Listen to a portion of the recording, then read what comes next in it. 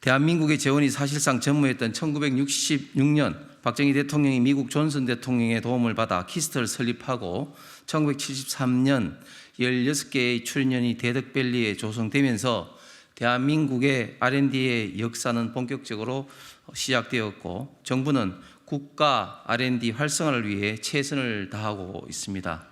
그동안 국가 R&D는 수많은 연구 성과를 토대로 대한민국의 경제 성장을 이끄는 원동력 역할을 해왔고 R&D 예산은 2008년 10조에서 2019년 20조, 2023년 기준으로 31조로 규모 면에서는 세계 5위를 기록할 정도로 양적인 면에서 팽창하여 왔습니다.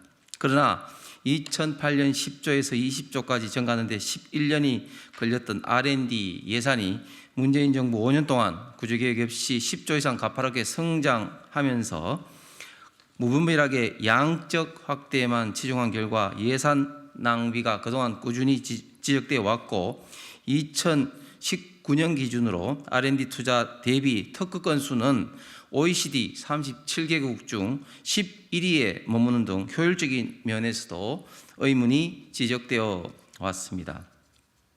문재인 정부의 급격한 소득 주도 성장 정책으로 주 52시간제 그리고 비정규직의 정규직화 등 연구 현장에 이러한 소득 주도 성장이 무리하게 도입되어 연구 현장을 황폐화시켰고 결국 연구 성과인 소위 R&D 3대 지표인 특허, 논문, 기술 이전 등의 성과도 오히려 퇴보되었습니다. 예를 들면 특허 등록의 경우 2017년 5,647건에서 2022년 4,598건으로 무려 18.5%가 출연년 25개 기간 기준으로 하락하였고 기술 이전 역시 2017년 2,147건에서 2022년 2,006건으로 6.6%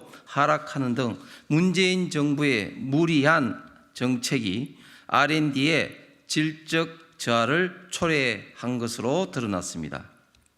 또한 국회 가방위 예산 심사 소위위원으로서 근본 심사 과정에서 민주당이 자행한 정쟁적 심사에 대해서 언급하지 않을 수 없습니다. 민주당은 예산심의 첫날부터 마지막까지 민주당 가방위원들의 행태는 의석수를 무기 삼아 국민 혈세까지 볼모로 잡으려는 파렴치한 민낯을 드러냈습니다. 그간 지속적으로 제기되어 왔던 R&D 비효율과 낭비를 과감히 걷어내고 세계 최고 수준의 R&D, 세계 최고 연구기관과의 전략적 글로벌 협력, 이를 통해 미래인재를 육성하고자 한 윤석열 정부의 핵심 R&D 사업 예산에 대해 민주당 가방위원들은 합리적 근거도 제시하지 못한 채 묻지마식 칼질을 예고했고 심지어 방통위의 경우 기간 운영 필수 예산인 기본 경비까지 삭감을 언급하며 심사 첫날부터 정쟁으로 몰고 갔습니다.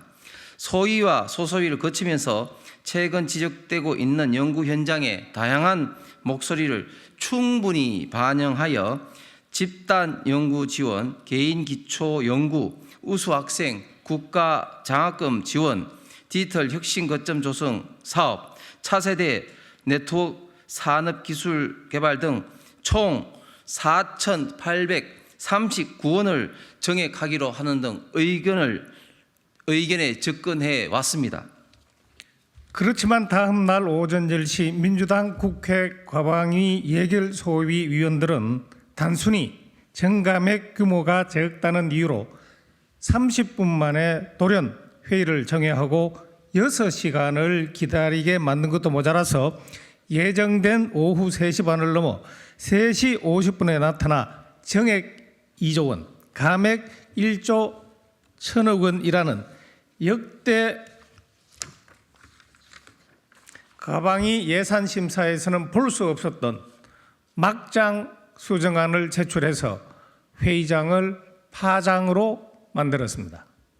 그리고 정부 여당과 단 한 차례 협의도 없이 만든 날림 수정안을 두고 의석수로 밀어붙이면서 정부 측에 당장 수용 여부를 밝히라는 비상식적이고도 도넘은 행태를 거침없이 자행했습니다.